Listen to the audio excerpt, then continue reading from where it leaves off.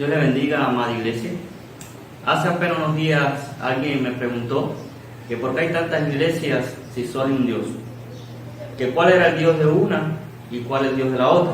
A esto yo le respondí con otra pregunta: ¿y cuál es el suyo? Pedro nos manda a estar preparados para presentar defensa de nuestra fe en 1 de Pedro 3:15. Con este fin se confeccionó la Confesión Bautista de Fe de 1689, que es un resumen de las principales creencias cristianas en 32 capítulos. Tuvo lugar en Londres bajo la persecución de la Iglesia Oficial de Inglaterra. En sustancia doctrinal es la misma que la Confesión Reformada de Westminster, con la particularidad del bautismo solo a creyentes y el gobierno congregacional. El prefacio de la publicación original de 1677 dice en parte: han pasado ya muchos años desde que varios de nosotros sentimos la necesidad de publicar nuestra confesión de fe, para la información y satisfacción de quienes no entendían cabalmente cuáles eran nuestros principios o que habían tenido prejuicios contra nuestra profesión. Fin de la cita. Aquel documento había sido desarrollado para distinguirles como bautistas reformados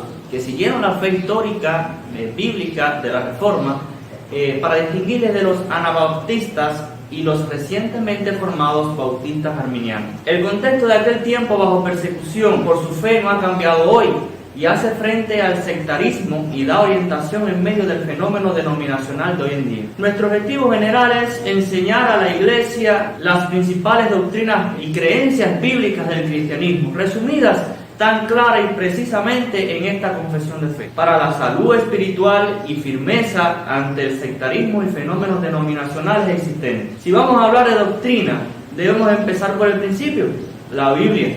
Si no entendemos qué es la Biblia y su utilidad, no podremos aprender ninguna otra doctrina, ya que ellas solo deben ser extraídas de las Escrituras. Así, el primer capítulo de la Confesión de Fe trata de las Sagradas Escrituras, la Biblia, que el objetivo que tenemos es que la Iglesia conozca que la Biblia es la palabra de Dios y sea su regla de fe y conducta. Que la Biblia es la palabra de Dios y por tanto la regla de fe y conducta es el principio bautista enseñado en el primer capítulo de esta confesión, lo cual estaremos viendo en una serie de 8 clases de escuela dominical.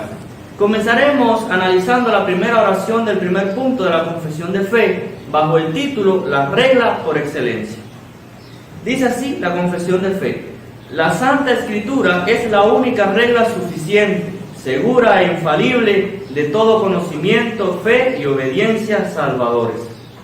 Esta oración es una añadidura al primer punto de la confesión de Westminster, siendo el resto una copia exacta, como casi toda la confesión, con ánimo de mostrar conformidad y solidaridad con sus homólogos reformados. Esta oración resume sumariamente un principio, la enseñanza de este capítulo, de la cual aprenderemos que la Biblia es la regla de fe y conducta del cristiano.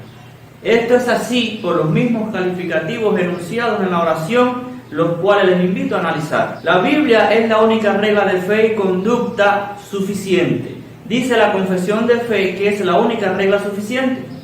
Es decir, que la Biblia contiene todo lo que necesitamos saber, creer y obedecer para ser salvos. Note que dice que es la única regla suficiente, segura e infalible para todo conocimiento, fe y obediencia salvadores. Esto es corroborado por las Escrituras, donde el apóstol Pablo le dice a Timoteo: y que desde la niñez has sabido las Sagradas Escrituras, las cuales te pueden hacer sabio para la salvación por la fe que es en Cristo Jesús. Toda la Escritura es inspirada por Dios y útil para enseñar, para redarguir, para corregir, para instruir en justicia, a fin de que el hombre de Dios sea perfecto, enteramente preparado para toda buena obra. Puede verlo en 2 de Timoteo 3, del 15 al 17. Note que dice el texto: a fin de que el hombre de Dios sea perfecto, enteramente preparado para toda buena obra. Perfecto, completo, sin que nada le falte. Pero no solo dice la confesión que es suficiente, sino que prosigue con otro calificativo diciendo que la Biblia es la única regla de fe y conducta segura. Pedro, luego de hablar de las grandes revelaciones personales del Cristo transformado en el monte y de la voz de Dios que oyó del cielo, refiriéndose a la Escritura, dice: tenemos también la palabra profética más segura. Puede verlo en 2 de Pedro 1:19. Note que dice que la Biblia era más segura que su experiencia, milagros y revelaciones personales, las cuales siempre, imitando a Jesús, buscaba validar con el escrito está. Recordarán, por ejemplo, cómo cita Joel 2 para explicar el derramamiento del Espíritu Santo en Hechos 2. Pablo también le dice a los Gálatas: mas si aún nosotros o un ángel del cielo os anunciar un evangelio diferente, sea anatema. Puede verlo en Gálatas 1:8. Cuando los gnósticos del primer siglo decían poseer un conocimiento más elevado para la vida cristiana que el testimonio apostólico registrado en las Escrituras, decían que la Biblia no era suficiente para el mejor vivir y conocimiento del Dios de los cielos.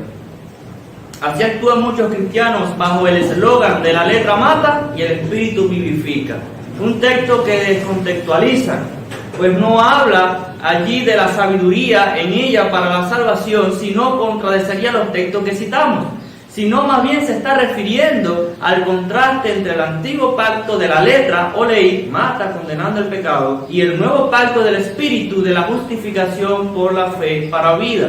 Puede ver en 2 de Corintios capítulo 3, versos 6 y 9. Tampoco el conocimiento que envanece y amor que edifica se refiere al conocimiento de la verdad bíblica por la cual tanto ora Pablo en Filipenses 1:9, sino a un buen uso de la libertad cristiana, donde mi conocimiento y fortaleza espiritual acerca de los ídolos y comidas no pueden ser ocasión de tropiezo al hermano débil, envaneciéndome sin amor por él. Puede verlo en 1 de Corintios capítulo 8, 1, 9 al 11.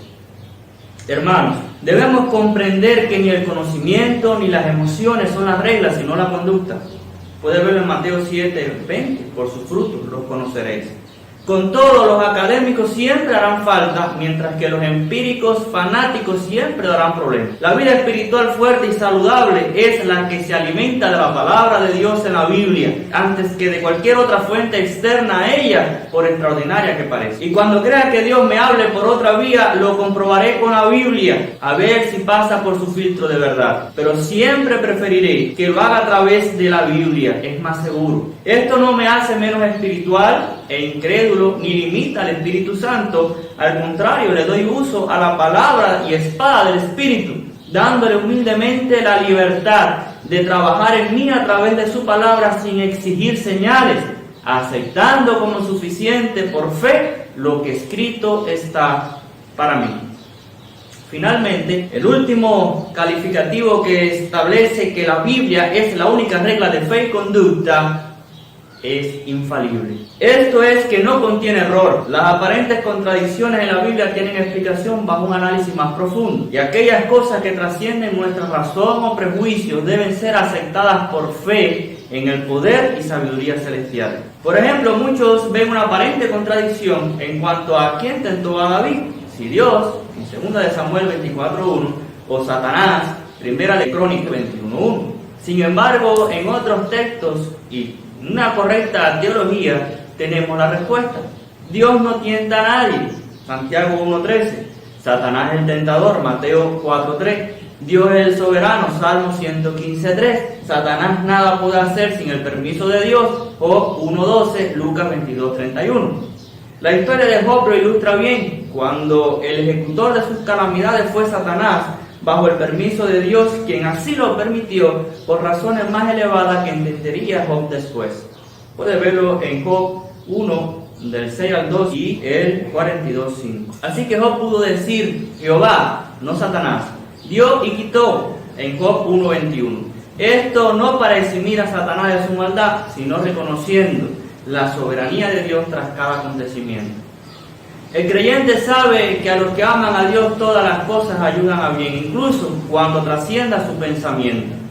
Pues también Dios dice que sus caminos son más altos y que mientras las cosas reveladas pertenecen a los hombres, las ocultas solo a Dios. Puede verlo en Isaías 59:5, en Deuteronomio 29:29. Hermanos, Hoy más que nunca se cuestiona la Biblia como lo sucedido en el programa de Pasaje a lo Desconocido.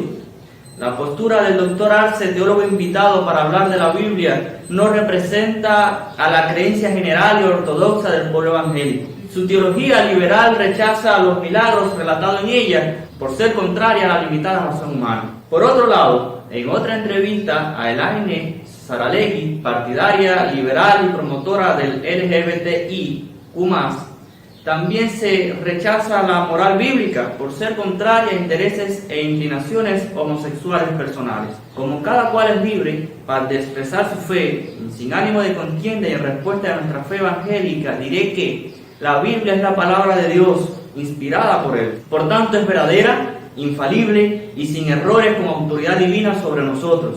La aceptamos por fe, en base a la suficiencia y veracidad de Dios, y no a pretensiones y opiniones limitadas humanas. Concluimos con la imperante exhortación del Maestro: escudriñar las Escrituras. La Biblia es la palabra de Dios y única regla suficiente, segura e infalible para la fe y conducta cristiana. Léala para ser sabio, créela para ser salvo y practíquela para ser santo. Contiene luz para dirigirle, alimento para sustentarle, consuelo para animarle, es el mapa del viajero, el bastón del peregrino, la brújula del piloto, la espada del soldado y la carta del cristiano. En ella el paraíso se restaura, el cielo se abre y las puertas del infierno se revelan. Cristo es su gran tema, nuestro bien su propósito y la gloria de Dios su fin. Debe llenar la mente, regir el corazón y guiar los pies, ya que la Biblia es la regla por excelencia. Dios le bendiga.